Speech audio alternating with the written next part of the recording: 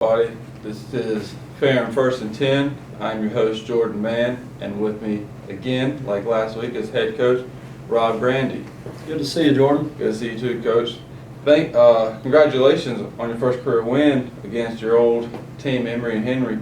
Yeah, it was pretty wild Saturday, but it's great to get that first win, no matter who you're playing. Yeah, if you've been living under a rock past week, Ferrum had a thrilling come-behind victory against Emory Henry, 39-38.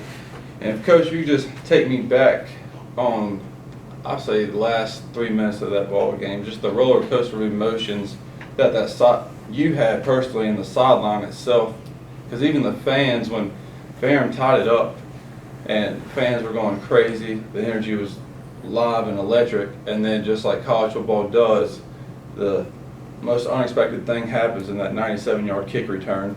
But then Ferrum comes right back, and led by quarterback Harvey Taylor, the 2-minute drill, he just leads it down for the game-winning touchdown drive. Just tell me how you were feeling during that whole sequence of the last 3-4 minutes. I was just managing play-by-play. I mean, you can't get caught up in too many of the emotional parts of the game, or else it'll get the best of you, and you just got to play the next play and coach the next play and get your kids ready to execute. And hopefully, what we did the 3 weeks prior to Saturday would come to get us the victory. And credit to the kids. They made the plays when they needed to, and came back. Obviously, that kick return was a kick in the shin there with a minute left, but to the kids' credit, they were ready to take on that challenge in that last minute.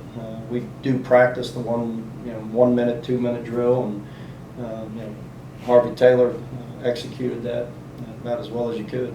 Yeah, I mean, Harvey Taylor, being the senior that he is, he showed a lot of leadership to lead the game-winning drive with not only under 2 minutes, but like you said, a minute left to go down the field and just have a signature win pretty much, because Ferrum has had a very tough time with Emory Henry the past several years, so it's great to have a big-time win to start the season, have people excited about the rest of the season.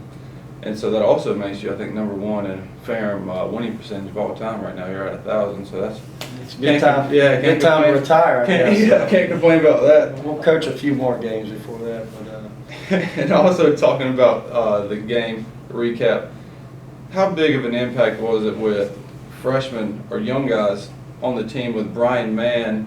He was conference rookie of the week, and then I'm pretty sure Billy Higgins, he was conference rookie defensive player of the week. Yeah, both young men played well, and it's kind of difficult to get here 3 weeks prior to the game and relocate from your family and start classes the week of the game, and to be able to come out and perform. It's a credit to those young guys to be able to handle all the change in their lives and to take on what we're asking them to do, and then to perform in the game is just icing on the cake with two great young men, and really performed well for Ferrum on Saturday. Yeah, like you said too, off camera, Jordan Mann's total yards were, all-purpose yards were about 267, you said? Yeah, 2 nice kick returns. They had 3 total, but 2 got outside the 45, and then he carried the ball 28 times from scrimmage and had 2 touchdowns, and really had a fantastic first game. Yeah, that's a very productive day, and that's also an ice bath the next day too. That's a lot of touches for a guy who's not used to college football too. Looking forward to this week, Ferrum plays at Shenandoah. What are your 3 keys to this upcoming game with Shenandoah? Well, certainly in the special teams area, we've got some work to do. We mentioned the kick return late in the game. You never want to give one up, but in a critical moment, that was concerning, and we're working on that along with some other elements of our special teams that need to be a little sharper. Getting out to a better start in the game. We kind of had a slow start, and got our legs under us, and you always want to have a better outcome there. And then I think third downs on offense, be a little more efficient on third downs and keep the ball, and the better you are on those money downs, we call them, the better you're going to be on both sides. So Shenandoah is a good team, and it's going to be a great challenge for us to head up there on the road 7 o'clock Saturday night to take on the Hornets. Yeah, it's pretty cool they'll play underneath the lights, because I know Ferrum usually plays 1 o'clock kickoffs, so it'll be a cool experience for the whole team to play underneath the lights, even though it's on the road at Shenandoah, who's also 1-0 this season.